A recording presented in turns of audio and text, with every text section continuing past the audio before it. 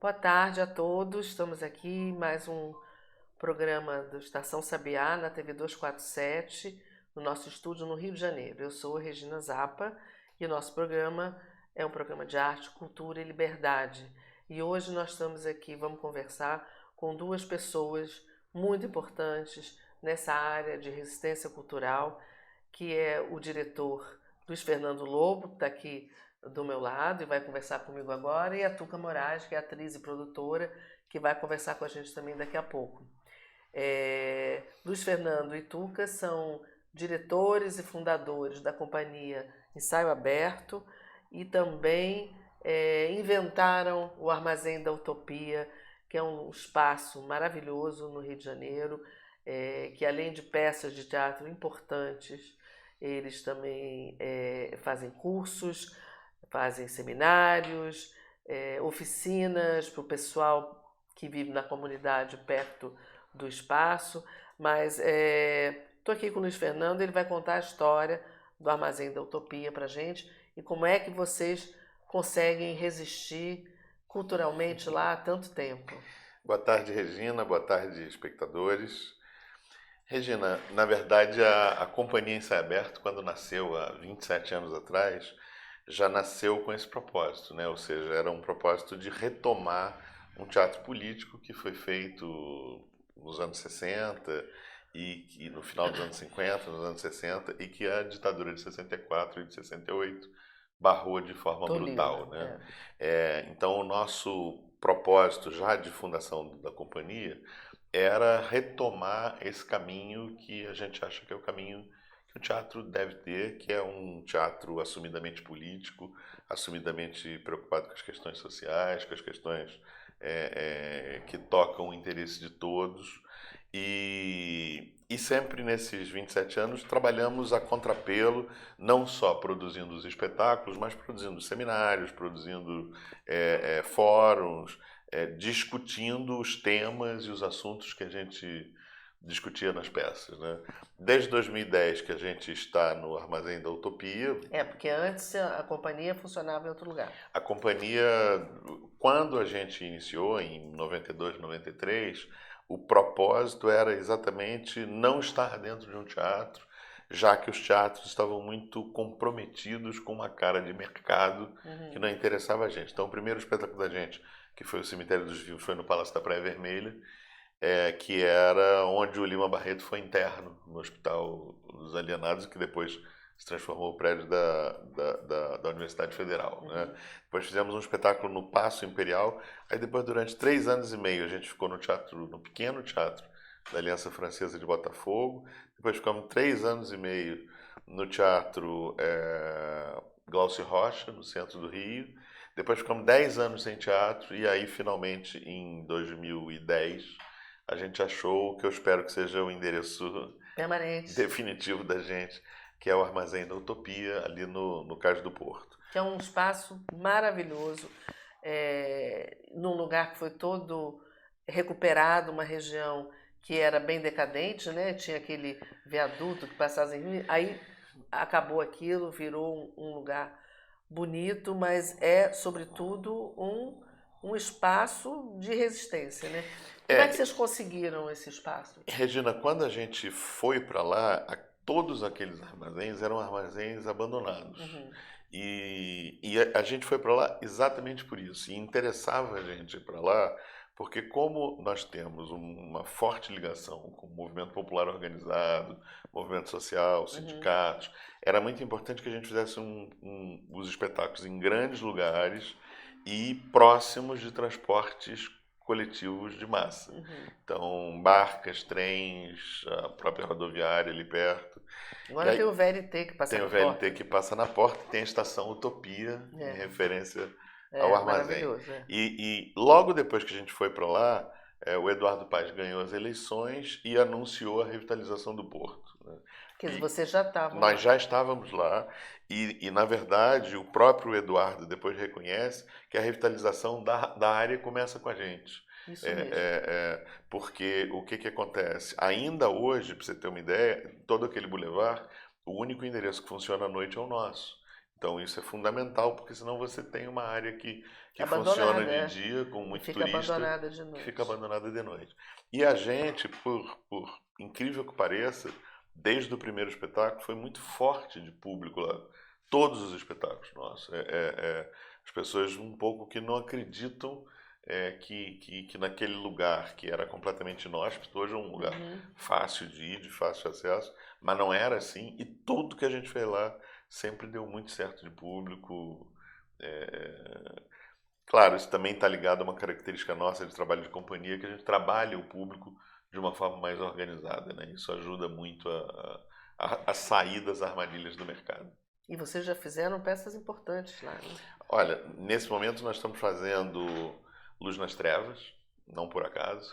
É, Fizemos 10 dias que abalaram o mundo, para você ter uma ideia, 10 dias que abalaram o mundo, nós fizemos 10 sessões para 1.000 espectadores cada uma, é 11 incrível, sessões. incrível. As 11 sessões lotadas. A gente não fez mais porque a gente não tinha dinheiro de produção para seguir, a bilheteria só não pagava o espetáculo. Mas um espetáculo para 1.000 pessoas, um negócio que não existia mais no Rio de Janeiro. É Teatro para verdade. 1.000 pessoas, né? E fizemos Havana Café, fizemos a Missa dos Quilombos. Esse ano fizemos um show chamado Canto Negro, que foi muito bonito. A Pedra do Cais, vários espetáculos, né? Saco e Vazete.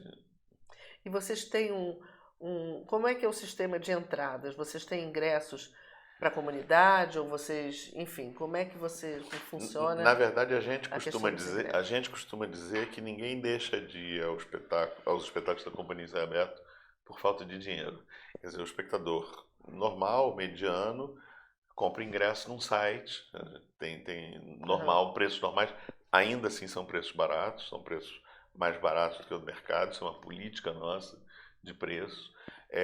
Mas os espectadores que não têm dinheiro, se organizarem, vão organizadamente, seja Em grupo, de repente. escolas, grupos, associações de Uhum. moradores, sindicatos. Então ninguém deixa de assistir os espetáculos da Companhia Ensaio Aberto Por não ter por não como ter entrar, dinheiro. por não ter Não, dinheiro, não. né? A questão da democratização de acesso para nós é fundamental. É muito importante. E a democratização leva à formação de plateia, né? E é isso que é bacana. Tem espectadores nossos que acompanham a gente desde o primeiro espetáculo. Desde antes de estar lá no armazém? Desde o primeiro espetáculo, desde o Cemitério dos Rios. E outros que começam é, é, é, é, com a Missa dos Quilombos, outros com companheiros, com espetáculos nossos, especialmente os espetáculos nossos que foram marcos na nossa história, e aí a partir dos espectadores conhecerem, fideliza. Como já foi em outras épocas no teatro brasileiro, né, Regina? É. Você tinha endereços que você ia, sabia o que estava passando lá, Às vezes nem sabia. às vezes nem Ia sabia. porque já sabia É que isso, era é o tipo isso. de coisa que ele É queria ver, isso, né? é isso, é isso. É uma cara que garante a fidelidade dos espectadores, né? Uhum. Há outras coisas no nosso trabalho importantes. Por exemplo, a gente sempre abre a casa uma hora antes. A gente sempre fica com a casa aberta pelo menos uma hora e meia depois. Então você acaba E tem um criando. bar que aí as Tem, pessoas tem. podem beber Você uma acaba cerveja. criando um ponto de referência, um ponto De de encontro, né? respiração, um ponto de encontro da esquerda, que é sempre importante E como não, é resistência. importante nos tempos de hoje esse encontro para que as pessoas possam conversar e, né, E é muito curioso botar para como os fora. espectadores falam muito isso pra gente, como ir lá é uma respiração, um momento de respiro mesmo, Quer dizer, importante nesse momento. não é só chegar lá, assistir uma E peça ir embora. e ir embora, como Não. é na maioria dos teatros. Quer Isso, dizer, vira um acontecimento mesmo. A isso, pessoa é um programa onde você vai conversar com seus pares, isso, né? isso. Porque aí tem E as ver que os pessoas que pares existem. que esses pares existem, que esses espaços existem e que dá para respirar, É né? isso, é isso. Em algum momento aí dentro dessa área de cultura, É né? isso, é isso. Isso é a maior característica do nosso espaço. Agora falando, né, falando em Luz nas Trevas, né? E você falou também de como nos anos 60 as pessoas foram tolhidas, foram censuradas. A gente tinha uma ditadura, um regime militar.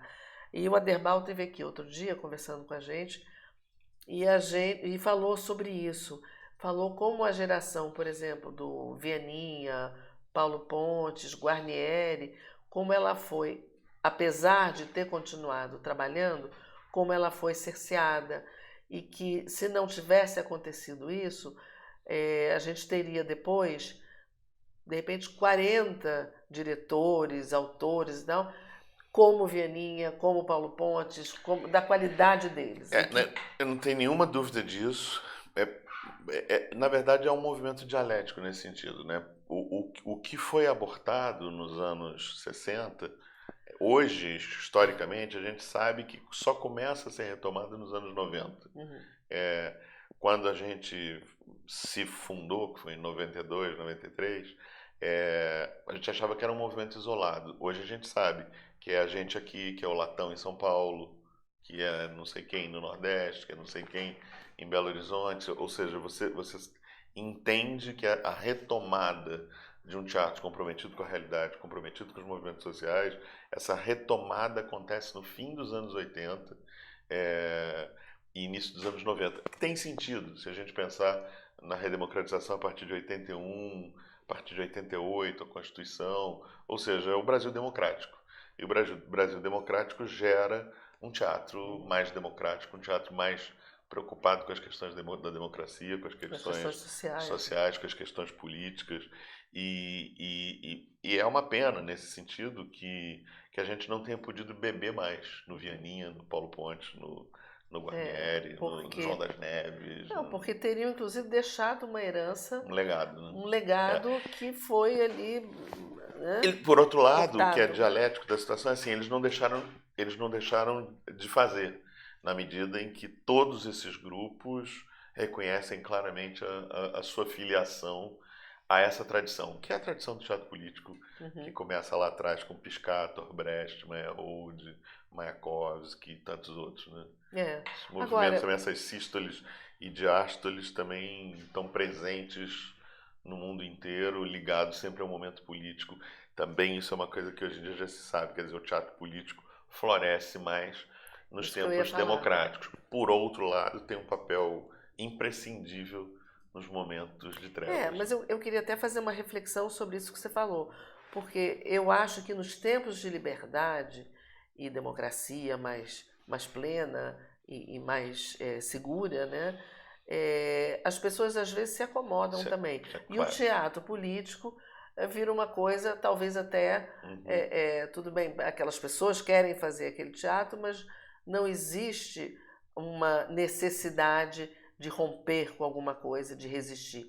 Ao contrário, nessas épocas, e numa época como em que a gente está agora, isso se faz muito necessário, você ter um teatro onde você faz as suas críticas, onde você fala politicamente, abertamente, e fala de democracia e de liberdade, quando estas estão ameaçadas, né?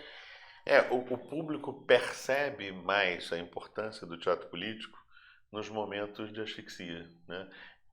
Na verdade, isso é uma coisa básica. Nada melhor do que você pensar sobre os direitos quando os direitos são tolhidos, que é o que está acontecendo, né? Ou seja, a gente estava normalizando cotas, a gente estava normalizando a ascensão das classes populares à universidade, como se isso tivesse se tornado um processo natural. Natural e permanente. Né? Natural e permanente. E a gente sabe que os processos não são naturais e muito menos permanentes, né? São frutos de luta, e muita luta, e a gente sabe, né? E sobretudo quem viveu a ditadura de 64, 68. E agora, quando o inimigo está muito claro, se percebe mais a necessidade desses coletivos. Mas esses coletivos são imprescindíveis sempre. São imprescindíveis sempre, porque a discussão política é importante o tempo todo. Mas eu tenho uma experiência assim, com um livro que eu escrevi há 10 anos, quer dizer, 11 anos, sobre 1968. Né? Eu e meu colega Ernesto Souza escrevemos um livro sobre tudo que aconteceu naquele ano no Brasil e no mundo. E a gente, então, agora, ano passado, que fez 50 anos de 68, nós reeditamos esse livro e fomos conversar nas escolas, fizemos debates em vários lugares, e uma pergunta que sempre surgia era essa: o que se aprende, o que se aprendeu com 68? E eu dizia, e isso ainda antes da gente estar nesse momento mais, que eu acho super grave, que a gente está vivendo agora, em termos né, de democracia, de cultura e tudo isso, eu dizia assim, olha, acho que o que a gente aprendeu com 68 é que essas conquistas, elas não são permanentes, que a luta sim, tem que ser permanente, porque nos tempos bons, digamos assim, de democracia farta, você relaxa. É isso. Então, acho bom, já está tudo conquistado, né? E aí você percebe que o retrocesso pode vir a qualquer momento e que não é verdade que a gente pode relaxar em relação aos direitos que a gente quer sustentar, né, e manter. O mais doido de tudo isso, Regina, é que assim, um ano antes agora do golpe de 2016, quando eu falava para companheiros nossos de esquerda que o golpe ia acontecer, as pessoas, não, isso não tem hipótese. A democracia Já está passamos sólida, nós dessa já passamos fase. por isso, não há hipótese disso acontecer. Exatamente. E muita gente achava que eu estava ficando doido, né? E depois a gente viu que foi muito acelerado e aonde chegamos e ainda não sabemos até onde a gente vai, né? E a gente não podia imaginar, né? Eu acho que podia imaginar, isso é que é pior, eu acho que podia imaginar porque o que é que acontece? É, a esquerda, quando assume o poder, ela tem um problema, porque se ela para de avançar, ela pavimenta o caminho para a direita. Isso é histórico. Isso foi assim na Itália fascista, isso foi assim na Alemanha, isso foi assim. Quer dizer, o que que vem antes do nazismo em 33? É o socialismo. Quem massacra os operários comunistas em 33?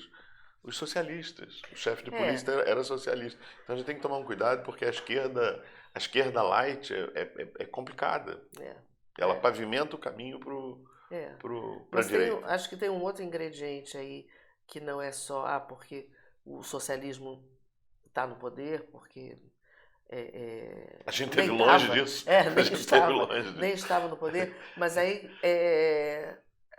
quando começa bom, na Alemanha foi visivelmente uma crise econômica Uhum, que levou né, uhum. a aceitação do Hitler e tudo. E a gente começou uma crise também econômica aqui, embora não tão aprofundada, ela está se aprofundando agora, apesar de todas as notícias que vai melhorar, mas não melhora, né, economicamente. Então, a gente está vendo, eu acho que a gente está vendo no mundo inteiro esse crescimento da direita e, sobretudo, da extrema-direita, que no Brasil a gente não conhecia.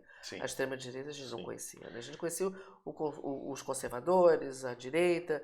Então, isso, para a gente, é uma novidade. Que eu, particularmente, acho que tem um ponto positivo nessa história. Porque no Brasil ninguém era de direita. No É, Brasil todo mundo era de centro. Né? Agora a direita saiu do armário. Né? é. E agora a direita se assume como direita, a extrema-direita se assume como extrema-direita. A luta de classe fica mais clara, né, Regina? Fica Isso é mais claro, é importante. verdade. Agora, aonde que a gente vai chegar, eu não sei. Agora, eu só sei que muito disso, e a gente vê isso na Europa, o medo, né, o medo na Europa, por exemplo, o medo dos estrangeiros, dos imigrantes que Uhum. chegam, refugiados, das crises, o medo deles ocuparem o país, de começar uma violência. No Brasil, o medo da violência que a gente sabe, né, que tem raízes profundas aqui, isso leva também a uma guinada aí para a extrema-direita que sempre está anunciando, né, que vai acabar com a violência. Né? É É, bandido bom é bandido morto. e a gente sabe que não acaba, né? Porque ao É, contrário, quer dizer, quanto mais a crise social se aprofunda, é, mais violência na rua, mais violência para combater violência, e é uma espiral bastante complicada, né? é. É, e agora vocês estão com qual A espetáculo? gente está com Luz nas Luz Trevas, do nas Trevas. Brecht, que não por acaso é uma peça dele, escrita em 1919, é o jovem Brecht, falando exatamente daquele momento conturbado da República de Weimar, né, o ano que a Rosa Luxemburgo foi assassinada, fazem 100 anos exatamente, e não por acaso a gente está fazendo esse espetáculo. É, muito importante. E se lembrar de vocês fizeram vários brechos já? Fizemos ao longo da nossa história. Brecht sempre foi um companheiro de trabalho importante. A gente fez A Mãe, que era Thelma Heston que fazia a mãe. Eu fiz antes Tambores na Noite. fizemos o Havana Café, o Cabaré e o Cali, que eram sempre a partir de textos do Brecht. Então tem vários Brechts na nossa história.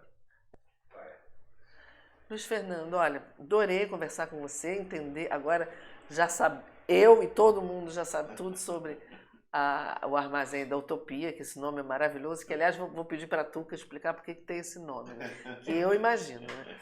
Mas, então vamos chamar a Tuca aqui para conversar um pouquinho também. Vamos chamar, quero também te agradecer aos espectadores e convidar todos para irem no Armazém ver o Luz nas Trevas. Você também. Claro. Estou esperando lá para tomar um vinho com a gente. Maravilhoso, é um espaço incrível. Ah, é?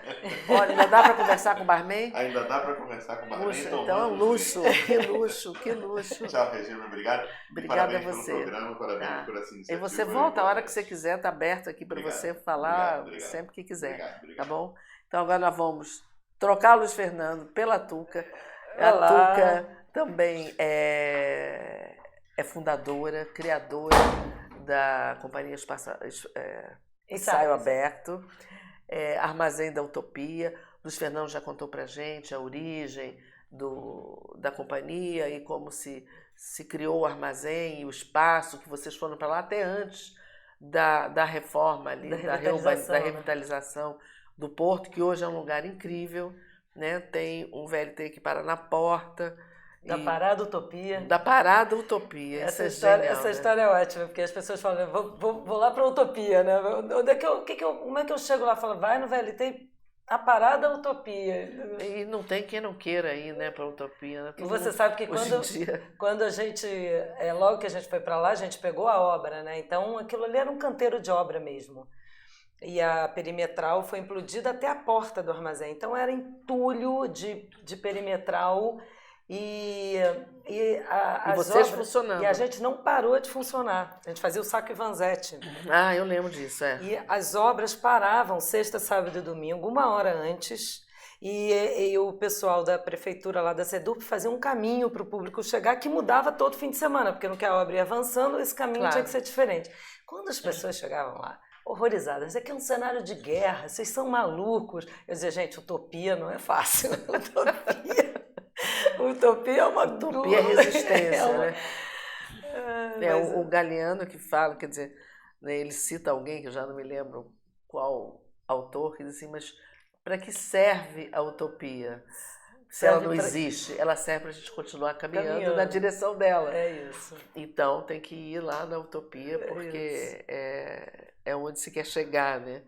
Mas, Tuca, conta um pouco da peça que está em cartaz, do seu trabalho de atriz, fala do seu começo, como é que você começou, por que você foi ser atriz, o que te motivou a chegar perto do teatro? Então, Regina, na realidade eu comecei muito nova. Eu comecei com 15 anos com o Roberto Bom Tempo e o Rony Vilela. Eu costumo dizer, assim, eu não sei muito bem, não tenho essa lembrança exata, assim, por que eu resolvi fazer teatro. Eu costumo dizer, uma vez buscando pela minha memória, na casa da minha avó, eu sou de Belo Horizonte, né? E na casa da minha avó tinha um armário que tinha um buraco, que tinha espelho em cima, embaixo, atrás, e eu era pequenininha, eu cabia ali, eu ficava ali e eu via milhões de mim para um lado, milhões de mim para o outro, milhões de mim para cima. E aí eu acho que eu sempre tenho isso, eu falo assim, eu acho que aquilo ali... Era seu pau. Eu falava assim, são várias, né? Era aquele infinito de Tuca.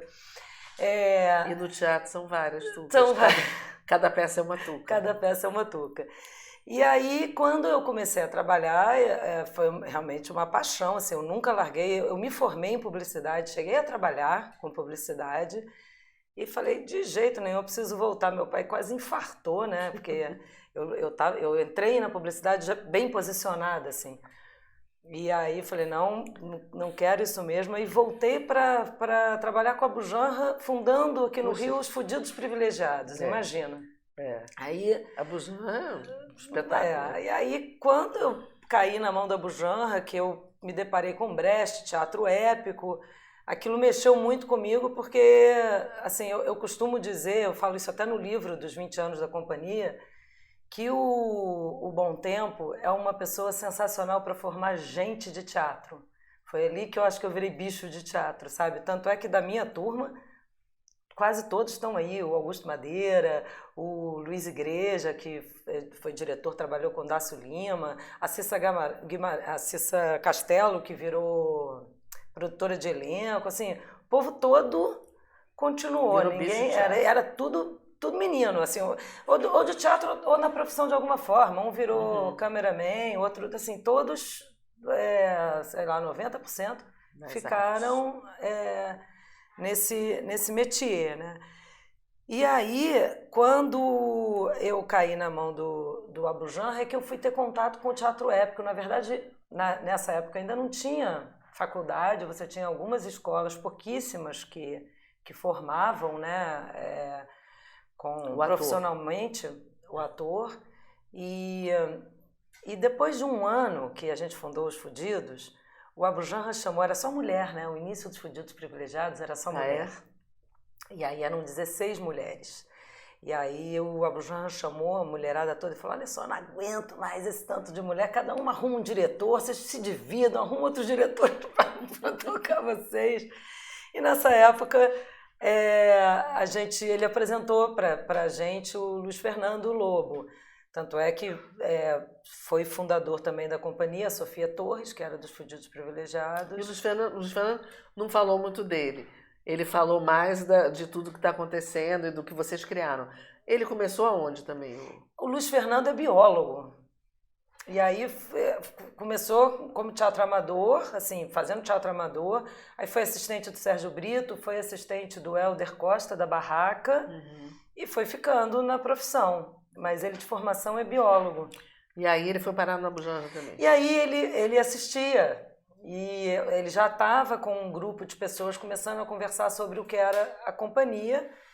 Sobretudo, a companhia nasce de uma forma um pouco diferente, que não eram mais garotos. Todas as pessoas que fundaram a companhia já eram inseridas no mercado, mas eram pessoas bastante insatisfeitas de como o mercado se organizava. Então, a companhia nasce, vamos dizer assim, claro, com a imaturidade de uma companhia que está iniciando, mas com pessoas já escoladas nessa... Sobretudo os colaboradores do Luiz, você tinha aí Cláudio Moura, que é cenógrafo, tinha pessoas já há muito tempo no mercado, e os mais novos já estavam há algum tempo, já tinham alguma estrada, entendeu? Não era realmente todo mundo zerado. Então, daí eu comecei, fui conhecer o Luiz, fui conhecer essa galera que estava fundando e não saí mais, né? E virei produtora da companhia também, que isso eu falo que é uma deformação profissional minha, porque quando eu trabalhei com Bom Tempo, já nas nossas peças, eu era produtora. A mãe do Bom Tempo é produtora. Eu falo que a minha guru na produção é ela, Regina Sampaio, e eu era do grupo, né? Como era tudo dividido, eu era da produção. Então, quando eu fui trabalhar com o Abu Janra, aconteceu isso também. Quem cuida da produção, eu acabei me enfronhando no grupo. Quando eu vim para Ensaio Aberto, eu falei assim, não, agora eu vou ser só atriz, né? Acabou essa brincadeira de ser atriz e produtora. E aí, logo no primeiro espetáculo, o produtor teve um problema pessoal, assim, às vésperas da estreia, o grupo se reuniu, o que a gente faz? Eu falei, agora a gente assume, entendeu? Aí é aquela coisa de Cuba, né? A gente assume. E aí virei realmente... Aí a produção coletiva... Era no início um núcleo de eram 3 atores que assumiram a produção, e aí, na medida que o processo foi andando, eu realmente acabei assumindo. E hoje em dia eu não consigo mais me ver separada da produção e da Tuca atriz. É uma coisa que já está bem amalgamada mesmo. Isso também eu acho que trouxe um diferencial para mim como atriz, que é um pouco assim, você trazer o artista produtor mesmo, no sentido do artista não ser alienado do processo de produção.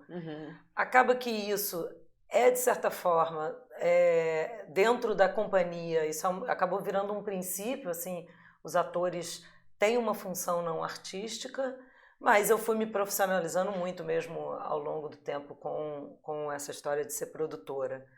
Mas no início eu só queria pintar a cara e agradar, não pensava em ser...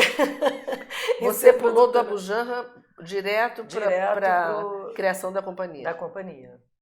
Aí são 27 anos, né, de companhia, já é estrada, já é tempo. Mas fala um pouco mais agora da Tucatriz. Então, e aí esse processo da companhia, foi quando eu fui realmente ser formada no que é a tradição do teatro da companhia, que é o teatro político, o teatro épico, o teatro... Quer dizer, a companhia foi fundada com esse objetivo Com esse mesmo. objetivo.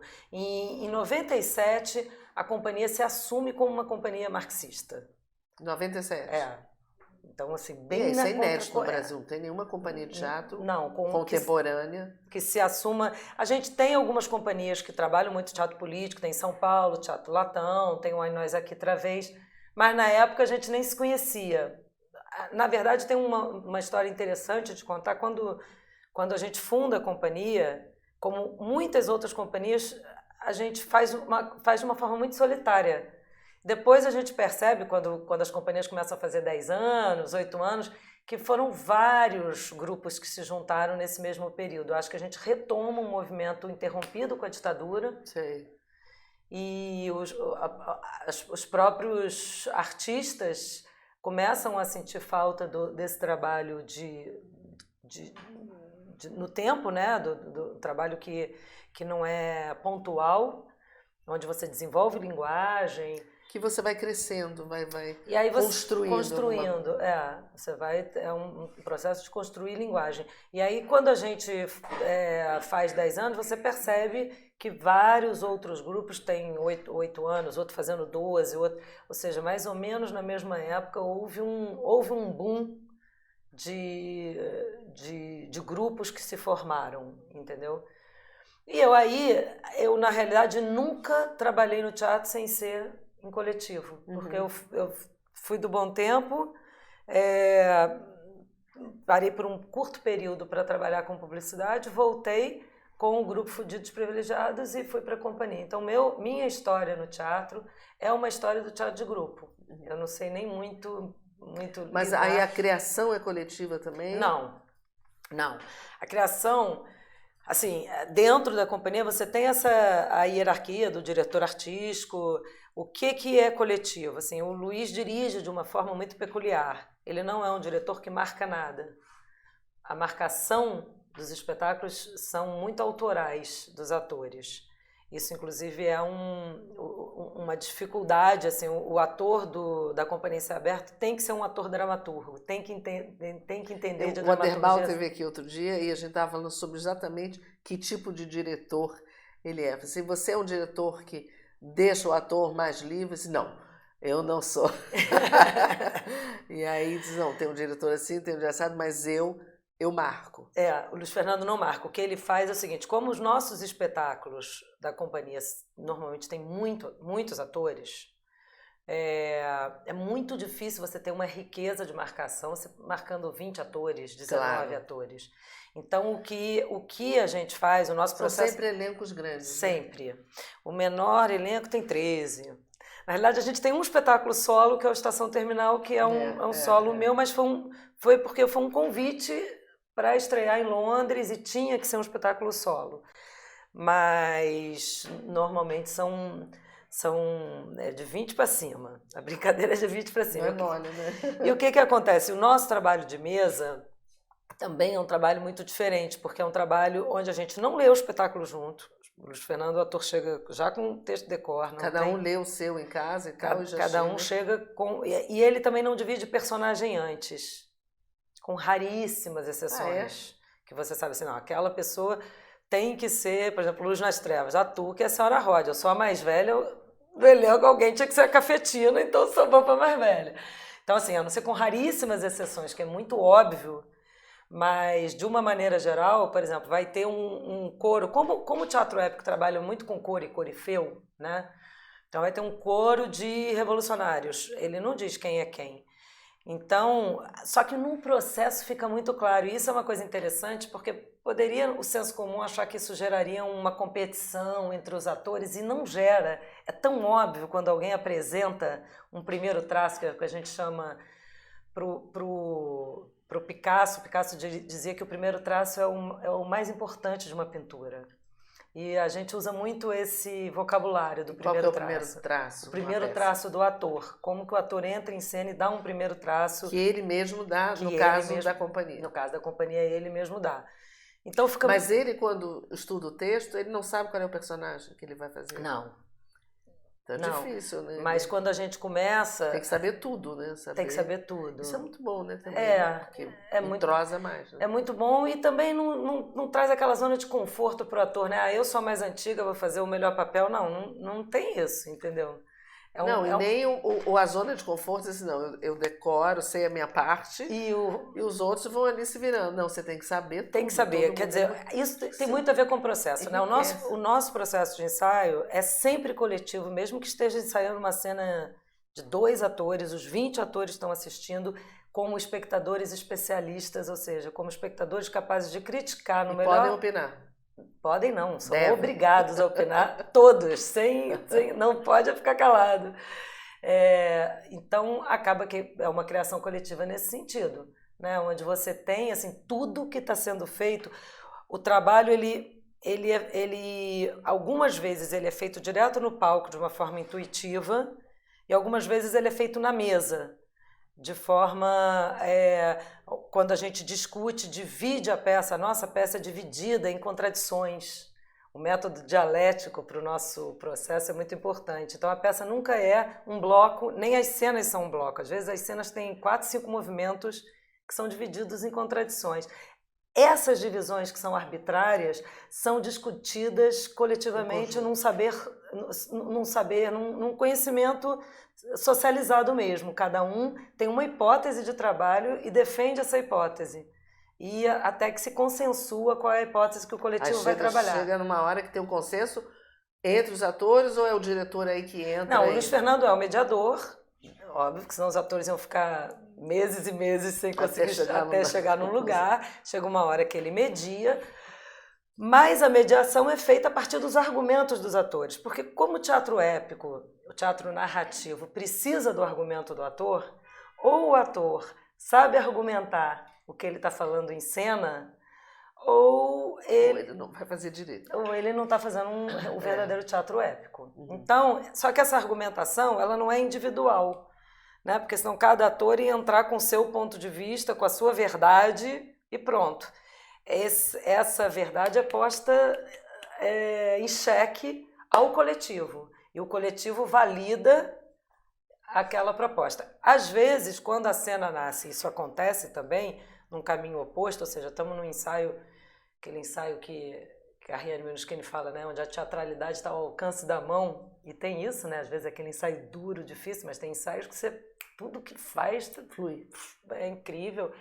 E aí depois a gente pega aquilo que a gente criou e submete à mesa, entendeu? Foi feito aquilo... A mesa é o diretor? A mesa não, ao coletivo. A esse trabalho a todo mundo. No sentido de discutir se aquilo resiste, ou se aquilo normalmente resiste, porque a intuição é uma coisa importante para a arte, mas a gente acaba, aí entra o cientista, né, o biólogo, acaba cientificizando aquilo que foi feito, entendeu? Então, como também o teatro épico precisa ser gestual, e os gestos como um gesto coletivo, mesmo quando você tem um ator, que é uma personagem principal que está em cena, o coro está falando, mesmo que de repente sem fala, mas os movimentos... Com movimento, Ou com movimento, por exemplo, quando a gente diz assim, a cena, né, virou o movimento, entrou outra contradição, existe alguns instrumentos que viram junto, quer seja luz, quer seja música, quer seja o coro, ou seja, o ator nunca ele está no papel de protagonista, ou todo o coletivo está fazendo aquela cena junto e sabe exatamente que frase principal, qual é a frase principal daquela cena, qual a virada de movimento, todos sabem isso de todos os papéis. Então acaba sendo... Quanto tempo, então... De ensaio? Porque é um processo. É um processo. E é um processo incrível, super interessante. Esse é o marxismo cultural, né? Deve ser. Né? Deve ser. Mas, Regina, por incrível que pareça, a gente ensaia muito pouco tempo, porque assim, o nosso ensaio, nós temos é um luxo para o Brasil, mas a gente entende que é como deve ser. A gente ensaia desde o primeiro dia com tudo, com cenário, com luz, com figurino, tudo. Claro que tudo isso também está em processo, então eu não ensaio com a luz final, eu tenho 2 montagens de luz, uma para o ensaio, que já é a luz básica, mas não uma luz geralzona, é uma luz já pensada, e que ela vai sofrendo modificações e acréscimos ao longo do processo. Idem o figurino e idem o cenário. Né? Então, os atores já trabalham com todos os seus instrumentos desde o início. Desde o início. E aí, isso significa que isso encarece muito o processo de ensaio. Claro, porque você vai, no primeiro dia de ensaio, você já tem que ter tudo pronto. Tudo pronto. Isso não fica pronto na última semana. Tanto é que a gente vai estrear Mandragora em outubro e o cenário começa a ser montado agora dia 31. Queria que depois você falasse um pouco do Mandragora. Dia 31. Então, a gente... Isso faz com que a gente condense, né? A gente normalmente ensaia, dependendo do espetáculo, 45 dias, 60 ensaios, mas ensaia 8 horas por dia, com uma folga por semana e 20 minutos de intervalo para comer. E o nosso trabalho é absolutamente não verbal. A gente só conversa quando está sentado na mesa ou quando a gente está analisando uma cena. Não tem... Tititi na hora do ensaio. Entrou, é silêncio, celular desligado, off, 8 horas. Só volta a ligar o celular. Não tem Isso nem durante os ensaios.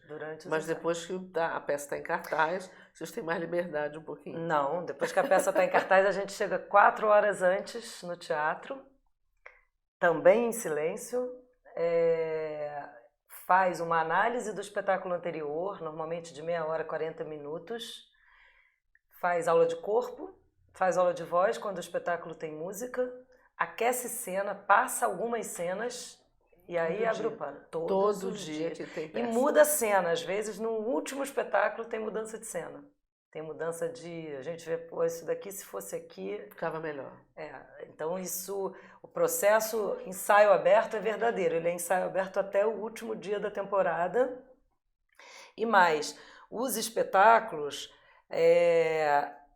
embora eles sejam precisos em cronômetro, em segundos, mas os atores trabalham com propostas diárias em cada espetáculo. O Luiz Fernando dá proposta cena a cena. Então, como assim? Como assim? Deixa eu tentar aqui achar uma proposta. Por exemplo, cena 0 do Luz nas Trevas, que é o momento em que o público está sendo servido pelas garçonetes, onde o cabaré está bombando, né? Uma proposta que já ocorreu. Quanto você paga? Quem é a mercadoria? Quem é a isca? E os atores entram com isso. E eles ouvem, recebem essa orientação. A gente ouve essa orientação, não discute nada, e a gente entra para encenar essa nova proposta. No dia seguinte é uma outra proposta. E todo dia tem Todo dia tem, e cena a cena. Às vezes o espetáculo tem 15 cenas, tem 15 propostas. E são faladas antes de começar o espetáculo ou a cada cena? Antes. Antes de começar o espetáculo, o Luiz reúne os atores, dá as propostas, e a gente ainda tem que fazer o espetáculo lembrando que tem a proposta. Isso traz isso traz um jogo muito interessante pra gente. E é difícil, quer dizer, é uma concentração que você tem que ter, né? É intenso. Né? Só que o que acontece? É tão engraçado que o público, quando a proposta é bem cumprida, o público comenta a proposta. Claro que não na formulação que nos foi dada, mas às vezes ele chega e fala a frase que estava na proposta. Assim, para vocês? Pra gente. Ah, é? Pra gente. Por exemplo, outro dia tinha uma cena que era que eu falei, essa cena da isca, e tinha exatamente essa formulação. Quem é a isca? Quem é a armadilha? Quem prepara? Essa era uma proposta. E filho de um espectador que foi assistir, conversando comigo, ele falou, sabe o que eu gostei? Todo espetáculo precisa fisgar o espectador. A isca. A proposta aparece na boca do espectador. Ela é totalmente subjetiva, nesse sentido de que ninguém sabe, ninguém do espectador sabe que a gente está trabalhando aquilo. A gente vê muita proposta, entendeu? E as propostas são, às vezes, muito materialistas, às vezes, por exemplo, uma proposta assim, muito concreta, um corpo aumentado. E aquele dia o ator vai entrar naquela cena com um corpo maior, ele sabe que ele tem que mostrar aquela proposta para o resto do coletivo. Às vezes as propostas podem ser mais subjetivas, assim, como uma cena que tem no Luz nas Trevas, que é uma sombra chinesa.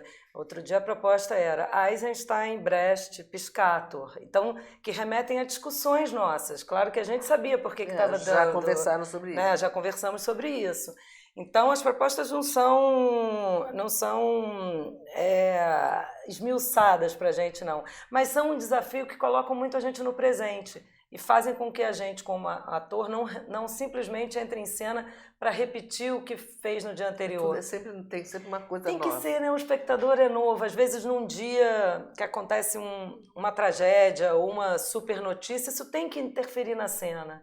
Entendeu? O ator não pode entrar ali blindado como se o mundo não existisse, né? Então... esse conceito é super interessante. Eu me lembro, quando eu editava o Caderno B, que era o Caderno de Cultura, e normalmente o que se tinha de Caderno de Cultura era uma coisa distanciada da realidade. Então, vai estrear um espetáculo tal, ou então você fala de um ator tal, mas tinha acontecimentos fortíssimos na realidade e que não transpareciam. E eu comecei a trazer isso para o jornal, que é essa proposta, mais ou menos, de você se fisgar a realidade, né? De você estar conectado, tá inserido, né? Com a vida, né? Com o mundo. E o que está se discutindo em cena precisa refletir o nosso tempo presente, né? Então, você perguntou aí, voltando à tua pergunta lá, que eu dei uma volta, do Luz nas Trevas.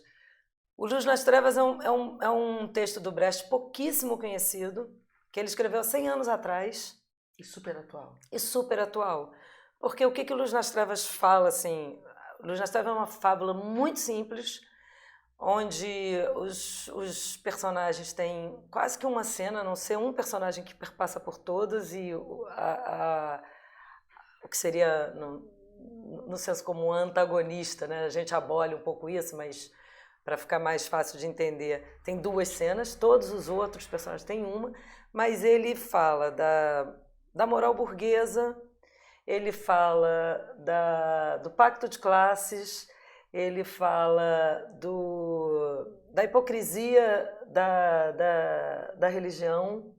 Então, em uma cena, ele põe tudo ali. E quando o Brecht escreve esse espetáculo, ele sequer era marxista, ele já era anticapitalista, mas não era marxista. Na nossa encenação, isso não está no Brecht, a gente faz o cabaré da Senhora Rod, que é citado na peça, existir. Então, o espectador chega... o cabaré abre 1 hora antes, como o Luiz falou, ele é o barman, as pessoas são servidas, as garçonetes são as atrizes do cabaré da Senhora Rod e que servem o público mesmo. Então, o cabaré acontece o tempo inteiro. E o público fica entre essa barraca do Paduque, né? O espetáculo mais... sem fazer um spoiler aqui, mas o que o espetáculo... traz, né? Esse cara, ele foi expulso do bordel porque não tinha dinheiro. Ele era um cliente antigo, mas não tem dinheiro, não pode usar as meninas. E ele então monta uma barraca em frente ao bordel para expor as doenças venéreas, para tirar os clientes do bordel, para acabar com o bordel. Vingança. Por pura vingança. Mas o discurso dele é moral. Ele está fazendo aquilo por uma ajuda humanitária, para acabar com isso, com a prostituição. Na aparência. Na aparência. Fundo, mas na essência. Então, ela tenta conversar com ele e fala, você era o meu melhor cliente, volta. E ele diz não, até que chega uma hora que ela diz assim, se você acabar com a prostituição, você acaba com o seu negócio também. Porque... o teu negócio depende da prostituição. Lógico, e eles se pactuam. Não tem quem combater. Não tem quem combater. E aí, porque ele está ganhando rios de dinheiro, entendeu? E aí eles se pactuam, se forma o pacto de classe. Então, assim, é super atual, infelizmente, né? gostaríamos que tivesse bastante datada, mas essa a brincadeira ali do Luz nas Trevas, mas é uma fábula divertida e a gente usa mesmo uma linguagem mais dos cabarés dos anos 20, de Cal Valentim, assim, essa é a linguagem que a gente traz, quer dizer, não é uma coisa... não é a gente mostra mesmo, assim, o Brecht, nessa época que ele escreve, né, a gente traz aí a República de Weimar, o cabaré com número de variedades, então esse é o clima que impera ali no espetáculo. E não é, com certeza, um teatro naturalista, entendeu? Poderia ser montado de uma forma naturalista, mas não é. A nossa montagem é bem você remete bem a esse momento do que o Brecht escreve o espetáculo. Então, agora, o que nos surpreendeu é que a gente faz esse espetáculo num momento difícil para a cultura, né? Onde você... sem apoio, sem patrocínio. Então, ele foi um espetáculo feito na resistência, com o nosso acervo, e a gente calculou que ficaria 5 semanas, porque a gente imaginou assim, o que a gente acha que pode conseguir fazer.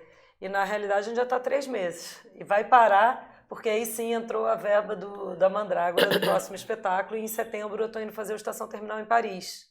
Olha, que incrível. Então, isso... Mas, tem que avisar, então, vocês mais 2 fins de semana? Mais 2 fins de semana só. Não percam, vocês ouviram tudo isso que a Tuca falou, é incrível. Sexta, sábado e domingo, o espetáculo. Esse fim de semana e o próximo? E o próximo. Sexta e sábado, 8h30, o cabaré abre às 7h30, e domingo, às 7h30, o cabaré abre às 6h30.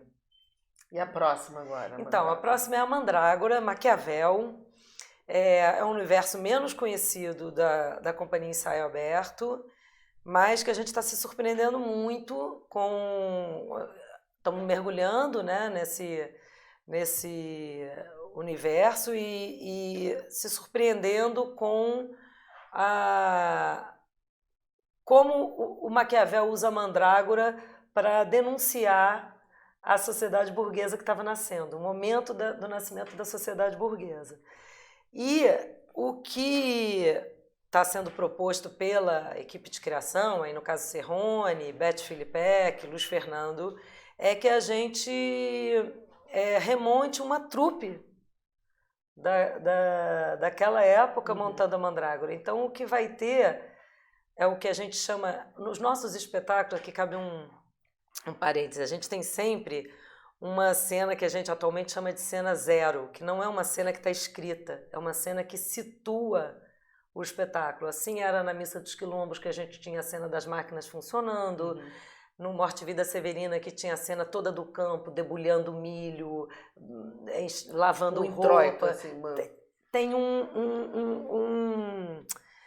quase que um entendimento do espectador, assim, que mundo que ele que está sendo compartilhado. Trazendo ele para dentro, trazendo ele para a atmosfera. O Sacco e Vanzetti a gente tinha, né? O público entrava por aquele corredor da morte, e tinha toda a cena inicial, que eram os imigrantes entrando no navio. Então, são cenas bem subjetivas que no nosso linguajar, né, seria um prólogo no livro, na literatura, no nosso linguajar é a nossa cena zero, né?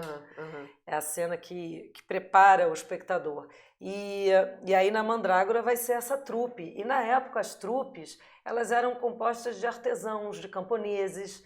As trupes eram muito pobres, que às vezes se apresentavam para os reis, mas eram trupes muito pobres, entendeu? Que se apresentavam para a comunidade ali onde elas viviam. Para a comunidade onde elas viviam. Então, agora, eu não tenho muito mais para falar, porque a gente está realmente no início. A gente agora constrói o cenário está pronto já do Serrone, um projeto lindíssimo. Quando começa o ensaio? Os ensaios começam... A gente já fez uma etapa inicial de ensaio, que é esse momento de estudo, né? De estudo do Renascimento, do teatro popular, como nasce o teatro popular, então estamos trazendo esse universo para a Companhia Ensaio Aberto. Aí a gente para agora para essa montagem do ensaio. O espaço cênico é grande, como era no Sacco Vanzetti, porque ele faz uma arquibancada de 4 lados, com um tablado no meio, e traz um pouco aquele imaginário das trupes dos tablados, do céu de telão. Então, assim, a gente vai ter um céu que fecha, um céu que abre, essa ideia da praça, da rua, vai estar presente. E aí a gente retoma os ensaios em setembro, quando a gente voltar do Estação Terminal, a gente retoma para uma etapa final e faz 20 apresentações gratuitas. A Mandrágora... Lá no Armazém? Lá no Armazém. A Mandrágora é um espetáculo gratuito porque é um espetáculo viabilizado por algumas emendas parlamentares. Sim. Então, ele é totalmente gratuito para o público. E aí a gente vai começar já o processo de agendamento. Quem quiser já agendar grupos e se reservar daqui a pouquinho. A gente abre um link. Tá. Quer dizer, as pessoas abrem o link, as pessoas se inscrevem, a data e tal, exatamente. E aí quem vai sozinho pode chegar pode. A gente vai fazer um pouco o esquema como fez o Canto Negro, que também era uma emenda parlamentar e era gratuito. A gente abre para as pessoas reservarem os seus ingressos e a gente deixa uma cota para quem chegar na hora. Uhum. Porque tem gente que não tem internet, tem dificuldade, ou tem dificuldade. Vai sozinho, resolveu ir naquele dia. Então tem sempre uma cota que é normalmente 20% a 25% da casa, que é aberta para a hora. Foi incrível. E tem data já para estreia? Tem. A gente estreia, se eu vou me lembrar, eu acho que é dia 25 de outubro. Tá ótimo. Então, vai até 20 de novembro. Mais um espetáculo para não se perder. Tuca, a gente está chegando aqui no final do programa. E, quer dizer, você vai para Paris agora apresentar o Estação Terminal.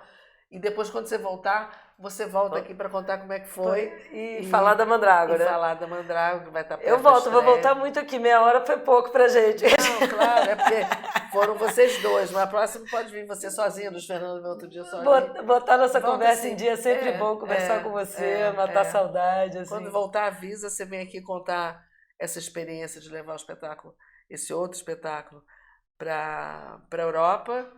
E já vai estar pertinho da estreia. É isso. Tá bom? Tuca, super obrigada, foi ótimo.